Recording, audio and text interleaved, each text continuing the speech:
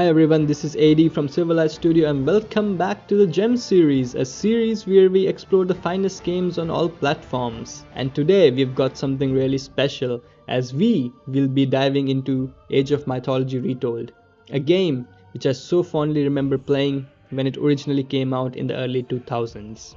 But I promise that I will be giving you an honest and unbiased opinion as we take a closer look at this remake.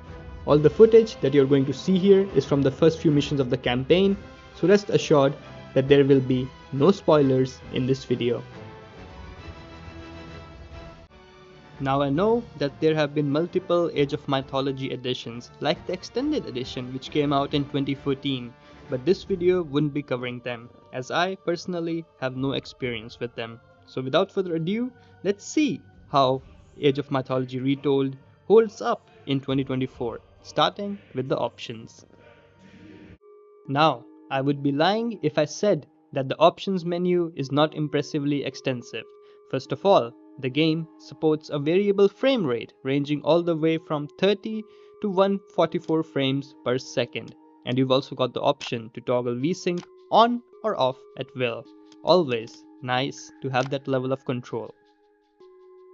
Coming to the graphics, you can adjust the settings, scaling from low all the way up to the ray traced mythical preset, assuming your PC is up for the challenge. I have it running on sort of a medium high preset, capped at 60 frames per second, and I have to say that throughout my whole time playing, I didn't even notice a single crash or a bug. The game managed a solid 60 frames per second throughout. Even in some large-scale battles with multiple players and a variety of different kinds of units and particle effects on screen, it managed to hold up. And it's not just visuals that get the customization treatment though. The gameplay settings are also pretty extensive, letting you tweak the game to your preferences. Like for instance, if you're on console and preferred not to play against PC players, you can easily turn off crossplay in the settings. Next, we have the standard sound options, which are pretty self-explanatory.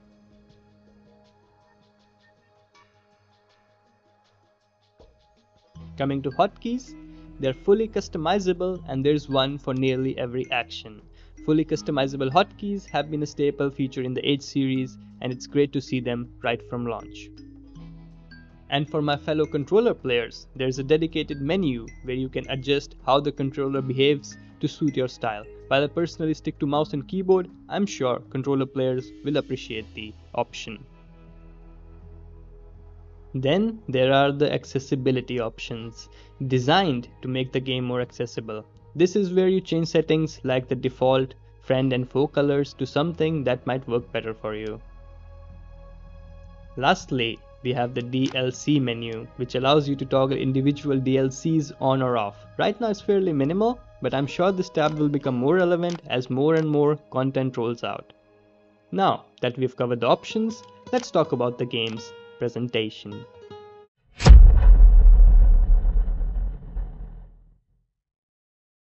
Holy shit! Everything has been changed. And by everything, I do mean everything. World's Edge has left no stone unturned in bringing Age of Mythology to the modern era. Now, don't get me wrong, the original graphics had their own charm, but credit where it's due. This remake is beautiful. Just take a look at those water graphics. In the original, water was essentially a mixture of light and dark blue paint, whereas in Age of Mythology Retold, dare I say, that water actually looks like water, with ripples, reflections and everything. Static objects like buildings, wonders, monuments and even farms have been given new life with enhanced textures that really make their colors pop. But it's not just about prettier visuals, new animations have been added as well, like the destruction animation which was absent from the original game. Now instead of buildings just disintegrating into the ground when their HP drops to 0, you actually see bits and pieces falling off as they crumble. It's glorious to watch and does add a lot to the immersion of the game. Even cutscenes have gotten a makeover. Here, take a look at the intro scene from the first campaign.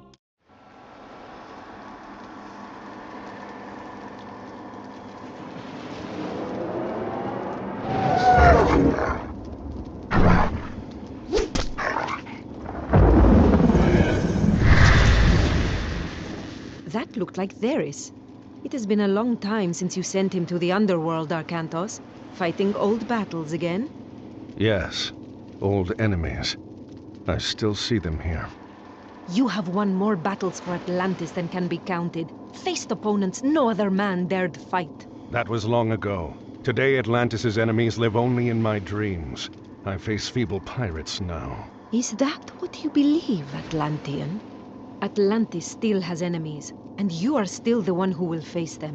Any who threaten my home or my family will soon have a place in my dreams. These are enemies unlike the others, Arcantos. Do not let your guard down. Dark times are coming, and you are needed. Arcantos. Awaken. Admiral! Sir, Yes? we've sighted land on the horizon. We should reach Atlantis soon. Excellent. It will be good to see my son Castor again. Now, in this scene, heroes, instead of looking like plastic dolls, they actually resemble real people. I was honestly amazed to see what they were able to accomplish with the cutscenes here.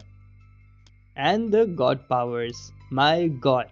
The god powers now just feel so impactful thanks to the enhanced graphics. Just take a look at this earthquake and tell me this does not look epic.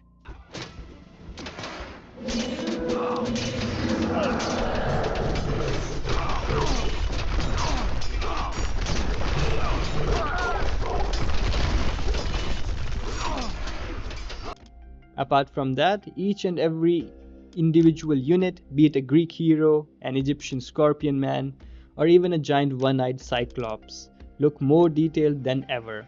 And the best part is that zooming into the max does not make you want to throw up. It's a complete makeover that still manages to retain the art style and feel of the original title. Not only does it invoke a sense of nostalgia, but it amplifies it. Now, as I said, the original graphics had their own unique appeal, and some long-time players might still prefer them. While I respect that, for new and returning players like myself, the visual overhaul was definitely a step in the right direction. Having analyzed the visuals, it's time to dive into the most important part. How does Age of Mythology Retold actually play? Do the mechanics and the systems hold up to the test of time? Let's find out as we explore gameplay next.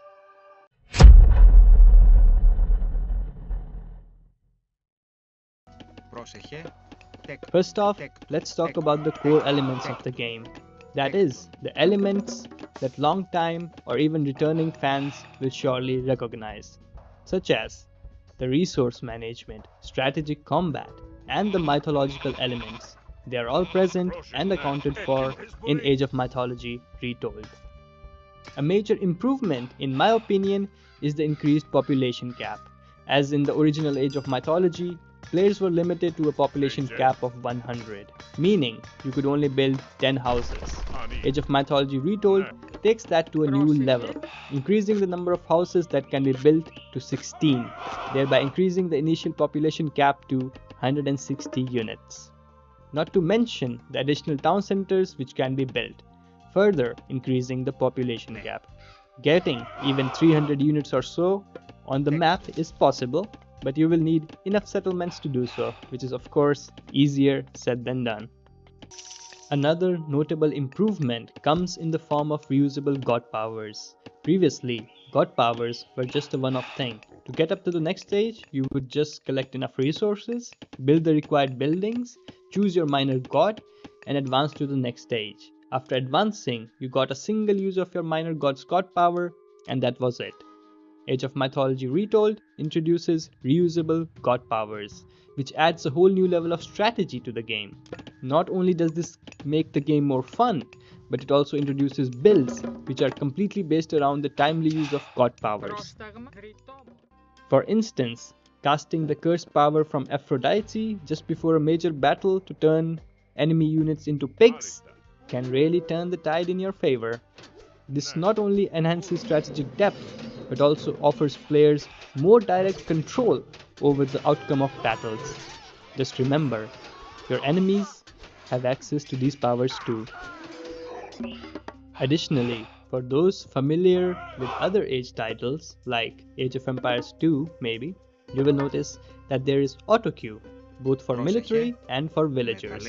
While auto-queue for military can be turned off, auto-queuing villagers is something that's built into the game. And while some Age players will complain this makes the game too easy or too noob friendly, to me, and I'm sure to many others, it just means more free time that can be spent fighting or casting lightning bolts on the heads of your enemies. Coming to the campaigns, I honestly do not remember much about the original campaigns, but I definitely do not remember them looking or sounding this good. Let's take a look at another one of those intro sequences, shall we? Perhaps setting out on this errand really was all that was needed to appease Poseidon. Black sails, port side! And he leads us to Kamos, too. Archers, ready your bows! Prepare to come about! They're going to pay for insulting Poseidon and Atlantis. This feels like an actual modern cutscene, and not something from over 20 years ago. Now, there are 3 campaigns on offer, one focusing on the Greeks, another one on the Norse, and the last one gives us a taste of the Atlantean faction. I haven't played the Norse campaign, but the other 2 I have played, and the scenarios that they have used are just fun. If I were to criticize anything, then it would be that they sometimes feel too easy, even on the harder difficulty levels. Apart from that, the game just honestly feels worth it, just for the campaigns alone. And the reason that I haven't been able to play more of the campaigns is the multiplayer. Just to think it works the way it does is amazing, although there is still a lot of room for improvement, like how I can't for some reason change my color while I'm in a lobby, or how I also can't view the tech tree while I'm waiting for a match. These things, although do need improvement, do not distract once the actual match begins. Reusable god powers, enhanced visuals, and the balance between the wild mix of different types of units really make it a fun time. Each faction feels different in a good way, as the core elements of the game, such as resource management and such, remain the same throughout. What changes is how you go about acquiring said resources, and even when you and your enemy choose the same faction and major god, there is a good chance that you both might go for different minor gods, leading to a game where you both have still something unique on your side. All in all, what I want to say is that while flaws do exist in Age of Mythology Retold, I just can't wait for my next ranked match and or campaign mission. Praise where it's due. The devs have done a fantastic job at bringing the Age of Mythology formula to the modern era. So, now having seen how the game plays, it's time to talk about the price of entry. How much does it actually cost to experience Age of Mythology Retold? Are there any sneaky microtransactions that you should know about? Well, let's find out.